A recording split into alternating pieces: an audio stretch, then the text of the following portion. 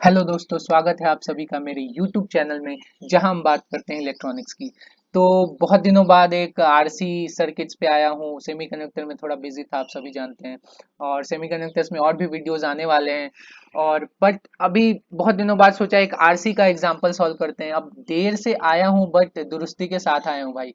Because ये जो example आप देख रहे हैं, ये बहुत ही क्लासिक एंड इम्पोर्टेंट एग्जांपल है। ये इतना इंपॉर्टेंट है, आप इसे समझ सकते हो कि मेरे से खुद ये इंटरव्यू में 2 बार पूछा जा चुका है ये सर्किट। ओके, मतलब जो भी इंटरव्यू आप भी जाओगे एनालॉग डिजाइन या इलेक्ट्रॉनिक्स, बेसिक इलेक्ट्रॉनिक्स का, ये बहुत ही क्लासिक एग्जांपल है क्योंकि ये पूरे आरसी के फंडे क्लियर करता है। ओके, तो आप भी इस सवाल के सारे ट्रिक्स एंड टिप्स जानना चाहते हो तो प्लीज इस वीडियो को अंत तक देखो, ताकि आपसे भी कभी जिंदगी में इंटरव्यू में ये पूछा जाए तो आप बता सको। ठीक है। तो अब ये सवाल क्या है, यहाँ पे जो बेसिक हमारा आरसी है उसमें हमने क्या किया, आर के पैरेलल में C1 कैपेसिटर दूसरा लगाया है। और यहाँ पे जो Vs है वही हमारा स्टेप फंक्शन है। तो हमें क्या करना है, जो Vc है, ये जो ये कैपेसिटर के थ्रू क्या करना है, हमें ड्रॉ करना है कि कैसा फंक्शन आएगा in response to this Vs। और ये आरसी की वैल्यूज गिवन है हमारे पास, तो उसको तो हम बाद में देख ही सकते हैं।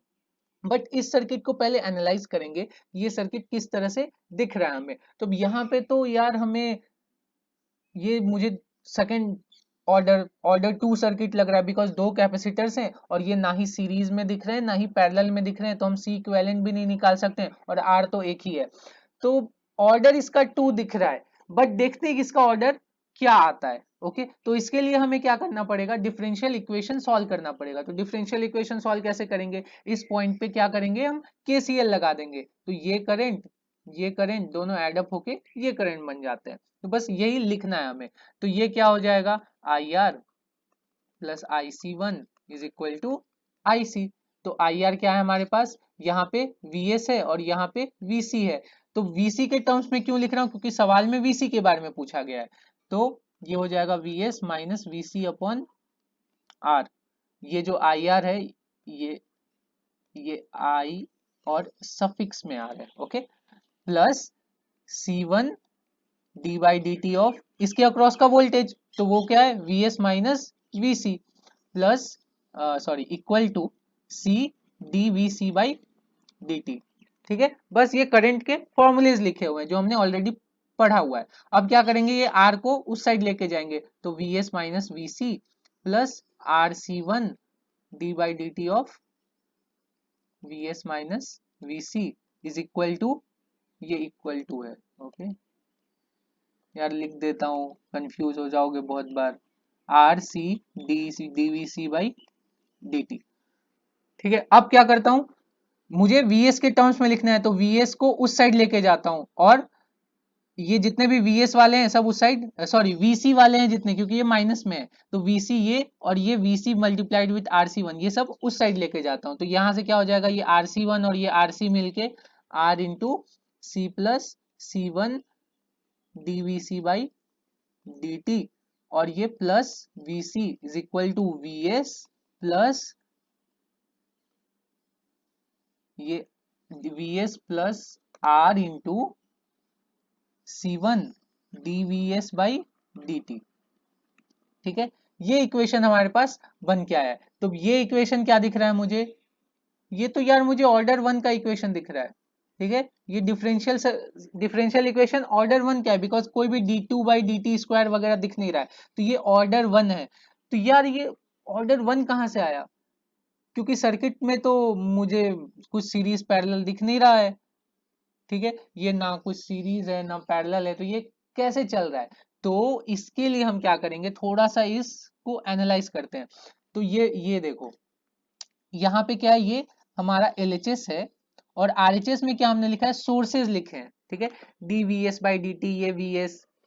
तो ये सोर्सेज, सपोज क्या करो, आपको वो सेकंड चीज याद है, हमने क्या देखा था, फोर्स रिस्पॉन्स देखा था और नेचुरल रिस्पॉन्स देखा था। तो अगर मैं सोर्स को जीरो कर दूं तो नेचुरल रिस्पॉन्स बन जाता है। ओके, और नेचुरल रिस्पॉन्स और फोर्स रिस्पॉन्स दोनों के केस में क्या होना चाहिए, ऑर्डर सेम होना चाहिए कोई भी सर्किट का। ठीक है, तो अगर मुझे इस इक्वेशन को होमोजीनियस बनाना है तो मुझे क्या करना पड़ेगा, आरएचएस में जीरो करना पड़ेगा। तो आरएचएस मैं जीरो करके देखता हूं। तो RHS क्यों 0 किया है? क्योंकि हमें इस इक्वेशन को होमोजीनियस बनाना है, ठीक है। होमोजीनियस क्यों बनाना है? तो बस देखने के लिए कि ये सोर्स फ्री कंडीशन में क्या करेगा, सोर्स फ्री कंडीशन में क्या कर रहा है, ठीक है। तो सोर्स फ्री कंडीशन में ये आर, सॉरी, ये R C plus C one DVC by D T plus V C is equal to 0। अब मुझे क्या बोला कि अब मतलब मैं इसका नेचुरल रिस्पॉन्स देखने की कोशिश कर रहा हूं विथ सोर्स फ्री सर्किट। तो सोर्स फ्री है सर्किट तो मतलब कैसा है, सोर्स फ्री है तो मतलब ऐसा है, ये शॉर्ट और ये आर, ये सी और ये सी, सॉरी ये C1, ओके। तो अब यहां से मुझे क्या दिख रहा है, ये जो दो नोड्स हैं यहाँ पे C1 भी है और C भी है, तो ये क्या हो जाएगा, C और C1 का पैरेलल, मतलब C प्लस C1, ठीक है। तो इसलिए तो ये C प्लस C1 आ रहा है, बिकॉज जब हम सोर्स फ्री कर रहे हैं तो ये कैपेसिटर्स क्या दिख रहे हैं, पैरेलल में दिख रहे हैं। तो यहां से मेरा टाउ C इक्विवेलेंट क्या हो जाएगा, C प्लस C1, और R इक्विवेलेंट क्या हो जाएगा, R। तो हम कोई भी अगर सर्किट का हमें ऑर्डर देखना है या एनालाइज करना है तो सबसे पहले उसको क्या करेंगे, हमारे पास स्टेप्स क्या है, सबसे पहले उसको सोर्स फ्री बनाना है। तो सोर्स फ्री बनाने का मतलब क्या है, Vs को 0 करो या फिर Is को ओपन करो, ठीक है। मतलब या तो इसको शॉर्ट करो, 0 से अच्छा शॉर्ट लिख देता हूं, और Is को ओपन करो। और सेकंड में क्या हो जाएगा, C इक्विवेलेंट निकालो, और थर्ड में R इक्विवेलेंट निकालो अक्रॉस दैट C इक्विवेलेंट, ठीक है। तो मतलब ये थेवेनिन्स रेजिस्टेंस पकड़ लो, जो थेवेनिन्स रेजिस्टेंस होता है। तो यहां से C इक्विवेलेंट क्या आया है, C1 प्लस सी, और R इक्विवेलेंट तो R है ही। तो यहां से टाउ क्या आ गया, टाउ आ गया हमारे पास R equivalent into C equivalent, that is C plus C1 into R। तो ये हमारे पास टाउ आ गया है।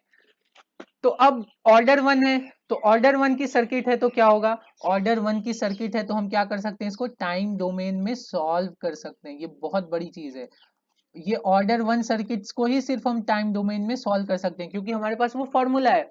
कौन सा फॉर्मूला है, V final minus V initial वाला, ठीक है।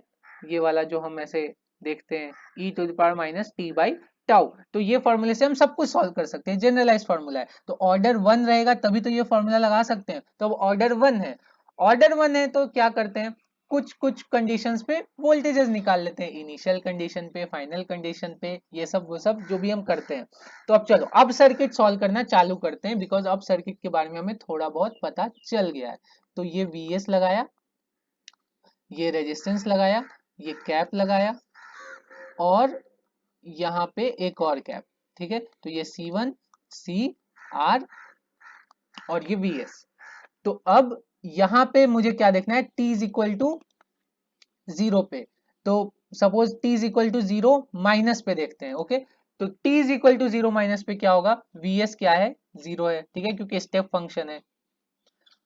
और तो Vc1 भी 0 होगा और Vc भी 0 होगा, इसमें तो कोई बड़ा खेल नहीं है। At t is equal to 0 plus पे क्या होगा, t is equal to 0 plus पे Vs is equal to 5 volt, okay. और Vc1 और Vc क्या होगा, मतलब ये तो 0 ही होगा, बिकॉज कैपेसिटर में हमने देखा ये सडन चेंज अलाउ करता नहीं है। तो सडन चेंज अलाउ नहीं करता तो फिर Vc1 0 और Vc भी 0, यहाँ भी 0। लेकिन ये तो कोई प्रॉब्लम की बात है, क्यों प्रॉब्लम की बात है, बिकॉज यहाँ पे है 5 वोल्ट, यहाँ पे है 0 वोल्ट, यहाँ पे है 0 वोल्ट, और एक इंसान है हमारी जिंदगी में इलेक्ट्रॉनिक्स इंजीनियर के, किरचॉफ्स। वो किरचॉफ स्वभाव हमें भर भर के गालियां देंगे, बिकॉज बोलेंगे हमने भी कुछ लॉ बनाया है, हमने वो भी कुछ काम किया है, थोड़ा फॉलो कर लो, ठीक है। तो यहाँ पे क्या हो रहा है, यहाँ पे वोल्टेज जितना जा रहा है उतना ड्रॉप नहीं हो रहा है, मतलब केवीएल सेटिस्फाई नहीं हो रहा है। तो केवीएल हमने लॉ तोड़ दिया, तो ये पॉसिबल नहीं है, ओके। तो अब क्या पॉसिबल है, तो यहाँ पे सर यहाँ पे ना ये कैपेसिटर जो है ना, ये कैपेसिटर उसको बहुत प्यारा था, तो इसने यहाँ पे पूरा का पूरा 5 वोल्ट ड्रॉप कर दिया, ठीक है। तो अब बोलेंगे ये t is equal to 0 minus पे ये 0 था, t is equal to 0 plus पे ये 5 वोल्ट हो गया अचानक से। ओके, तो यहाँ पे कब होगा ये, कब एकदम सडन चार्ज हो जाएगा, कब मतलब एकदम जीरो टाइम पे ये वोल्टेज इंक्रीज हो जाएगा, जब I is equal to infinite होगा यहाँ से। ठीक है, जब I is equal to infinite होगा ना, तब ये होगा। तो इन्फेनाइट होगा, अब यहां से इन्फेनाइट करंट जा रहा है और यहाँ पे फाइनाइट करंट जा रहा है, तो ये यहाँ पे किरचॉफ बाबा फिर से नाराज हो जाएंगे। वो क्या बोलेंगे, मैंने एक केसीएल का भी लॉ दिया है, तुम उसको वायलेट कर रहे हो। ओके, तो यहां से इन्फेनाइट करंट जाएगा और यहां से जीरो करंट जाएगा, तो ये पॉसिबल ही नहीं है। सिमिलरली अगर मैं यहाँ 5 वोल्ट मानूं और यहाँ जीरो मानूं तो क्या होगा, यहाँ से इन्फेनाइट जाएगा और यहाँ से फाइनाइट करंट जाएगा। ये फाइनाइट इन्फेनाइट करंट कहाँ से आ रहे हैं मेरे दिमाग में, ये तो सर आपने कभी पहले बताया नहीं। तो दोस्तों ये हमने देखा था, ये करंट क्या है, ऐसे डिक्रीज होता है और वोल्टेज ऐसे इंक्रीज होता है। तो वोल्टेज धीरे धीरे क्यों इंक्रीज होता है, क्योंकि करंट कुछ इनिशियली फाइनाइट है। अगर ये करंट मैं बहुत बढ़ा दूं तो ये वोल्टेज क्या हो जाएगा, ये ऐसे एकदम सडन चार्ज हो जाता है एट जीरो टाइम पे।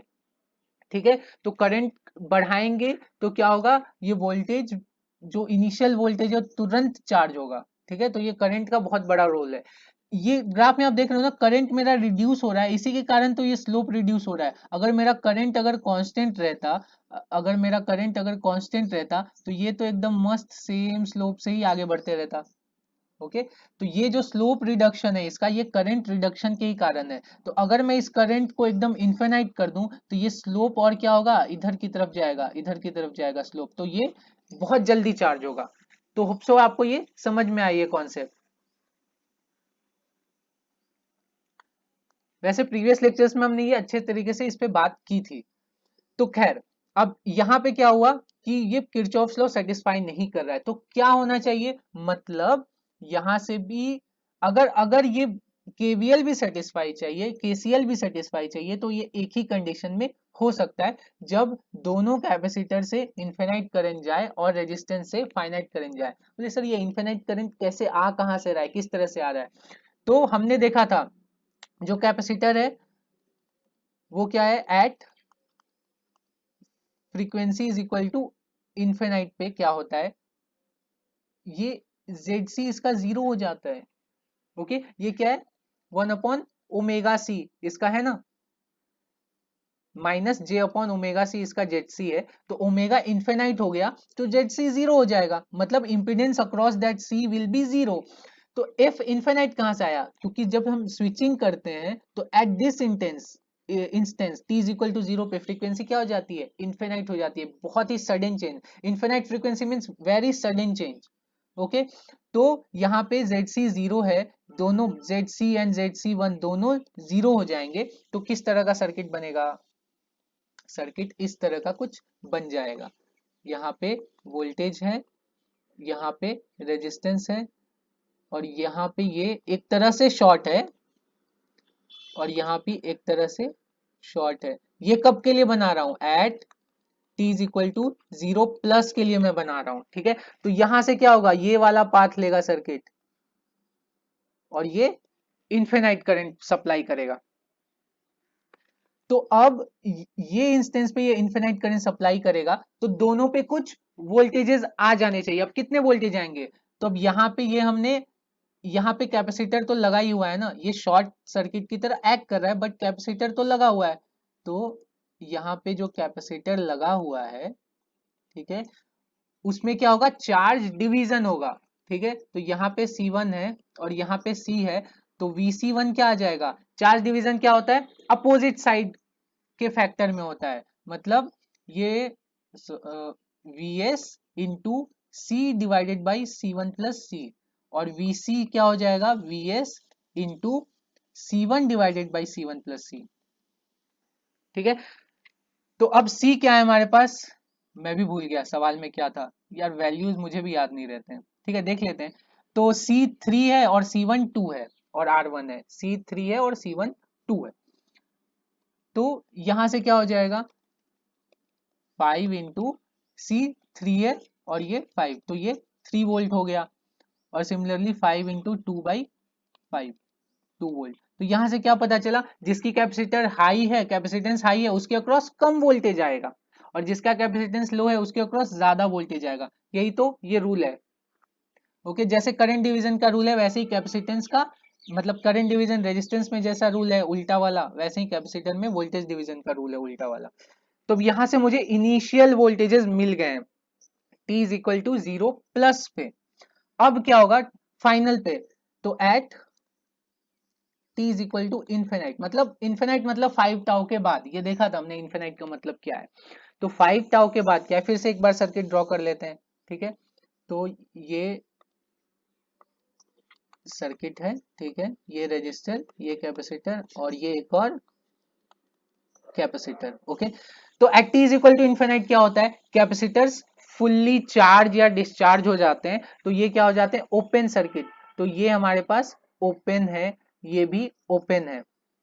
तो ओपन है मतलब क्या है, इसके अक्रॉस कितना वोल्टेज आएगा, ये ओपन है तो इसके अक्रॉस आएगा वीसी, ये सी है, तो VC is equal to 5 volt, क्योंकि ये 5 वोल्ट है at T is equal to infinity पे, ये स्टेप है ना। तो t is equal to infinity पे 5 वोल्ट है, तो vc is equal to 5 volt आएगा, और vc1 कितना आएगा, अब यहाँ पे कितना है 5 वोल्ट, यहाँ पे कितना है 5 वोल्ट, तो इसके अक्रॉस वोल्टेज कितना हो गया 0 वोल्ट। तो vc1 के अक्रॉस कितना होगा 0 वोल्ट, मतलब ये ये शॉर्ट नहीं है, ये ओपन ही है, बट इसके अक्रॉस कोई भी वोल्टेज नहीं होगा। ओके, बिकॉज यहाँ पे ये सारा वोल्टेज ये खा लेगा क्योंकि ये ओपन है। तो अब हम देखते हैं कि किस तरह से ग्राफ आता है, हमें फाइनल पता है, इनिशियल पता है, सब पता है। तो अब हम ग्राफ ड्रॉ करते हैं ऐसे बड़ा सा, ठीक है, क्योंकि हम एक ही ग्राफ में सारी चीजें ड्रॉ करेंगे। यहाँ पे वोल्टेज है और यहाँ पे हमारे पास टाइम है। तो सबसे पहले हम क्या ड्रॉ करते हैं, जो हमारा इनपुट था, ठीक है, ये इनपुट है, ये 5 वोल्ट, ये Vs है, ठीक है। अब यहां से मैं क्या ड्रॉ करता हूं, एक पेन लेता हूं और उसमें मैं Vc ड्रॉ करता हूं। तो Vc ये इनिशियली क्या था, t is equal to 0 minus पे 0 है, और Vc चेंज कितने पे हो गया, t is equal to 0 plus पे Vc चेंज हो गया 2 वोल्ट पे, ठीक है। तो ये 2 वोल्ट पे, तो अब ये वाला है, ठीक है। तो अब ये कुछ 2 वोल्ट पे आएगा, सपोज ये 2 वोल्ट है, ये मैं Vc ड्रॉ कर रहा हूँ, 2 वोल्ट है, और फाइनल वोल्टेज इसका कितना है 5 वोल्ट है। तो ये इस तरह से ऐसे चार्ज होते हुए जाएगा, ऐसे मैं एक बार और अच्छे से ड्रॉ कर देता हूँ, ये इस तरह से चार्ज होते हुए 5 वोल्ट की तरफ जाएगा। और Vc1 कितना है, ये Vc1 3 वोल्ट है, तो इसको कोई दूसरे पेन से ले लेते हैं, ये 3 वोल्ट है, कोई दूसरा कलर लो यार, सपोज ये लेता हूं मैं, ये 3 वोल्ट है। तो अब ये क्या होगा, Vc1 फाइनली क्या हो रहा है, 0 हो रहा है, मतलब ये इस तरह से डिस्चार्ज होते हुए नीचे की तरफ जाएगा।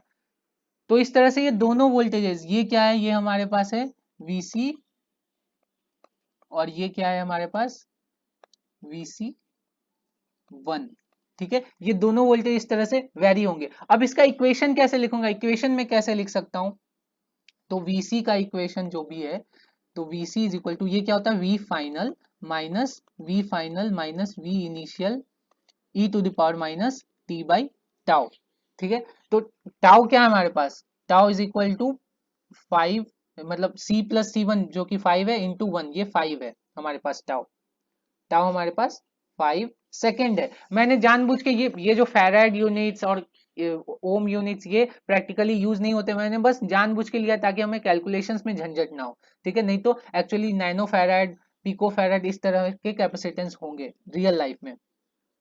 तो अब यहां से Vc के लिए मैं लिखता हूँ, V फाइनल कितना है 5, और ये 5 माइनस, अब V इनिशियल कौन सा लूं, V इनिशियल में कौन सा लूं, V इनिशियल ग्राफ से देखो मैं मुझे कौन सा लेना चाहिए, ठीक है। तो ग्राफ से भी मुझे पता चला ये क्या हो रहा है, 2 वोल्ट से ऊपर जा रहा है, तो मुझे V इनिशियल भी ये जो लेना चाहिए V0 प्लस वाला लेना चाहिए। तो V इनिशियल जो भी हम लेंगे ना इस फॉर्मूले में, तो ये V इनिशियल V0 माइनस पे 0 है और V0 प्लस पे क्या है 2 वोल्ट है, तो मुझे V इनिशियल हमेशा लेना है V0 प्लस वाला, ये हमेशा याद रखना। तो V0 प्लस पे क्या है हमारे पास, सॉरी 3 वोल्ट है एक्चुअली में, नहीं 2 वोल्ट है, सॉरी 2 वोल्ट है। तो ये 5 minus 2 e to the power minus T by tau, तो Vc is equal to 5 minus 3 e to the power minus T by tau. ठीक है, तो ये हमने देखा था मंजिल माइनस सफर e to the power minus T by tau. मंजिल क्या है 5 वोल्ट, सफर कितना करना है 3 वोल्ट का इसको सफर करना है, तो 3 वोल्ट का इसने सफर किया।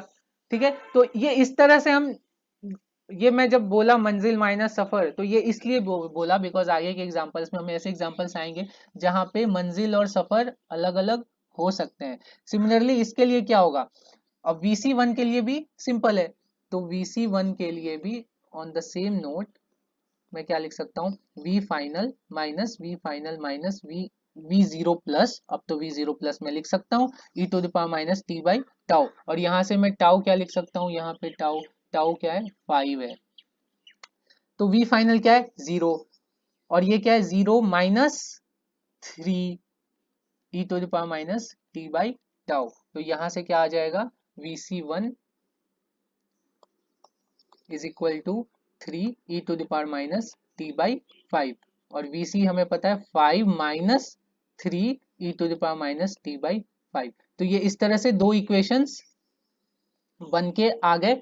तो ये एग्जांपल में क्या है, दोनों कैपेसिटर इक्वल अमाउंट से वेरी हो रहे हैं, एक 0 को जाएगा और एक 5 वोल्ट को जाएगा, इस तरह से। ठीक है, तो होप सो आपको एग्जांपल अच्छे से समझ में आएगा। अब आप किसी भी टाइम इंस्टेंस पे इसका वोल्टेज निकाल सकते हैं, 2000 लाइक कुछ भी पूछ सकते हो इस सवाल से, करंट भी निकाल सकते हैं, करंट इक्वेशंस भी यहीं से डिराइव कर सकते हैं। तो अब इसमें n नंबर ऑफ थिंग्स आप कर सकते हैं। तो होप सो आपको ये सवाल अच्छे तरीके से समझ में आया होगा, कैसे ये ऑर्डर 1 सर्किट है और कैसे ये काम करता है। और भी मैं इस तरह के वीडियोस डालते रहता हूं, तो उसके लिए मेरे चैनल को प्लीज सब्सक्राइब कीजिए और देखते रहिए, इलेक्ट्रॉनिक्स सीखते रहिए, पढ़ते रहिए। तब तक के लिए गुड बाय, टेक केयर।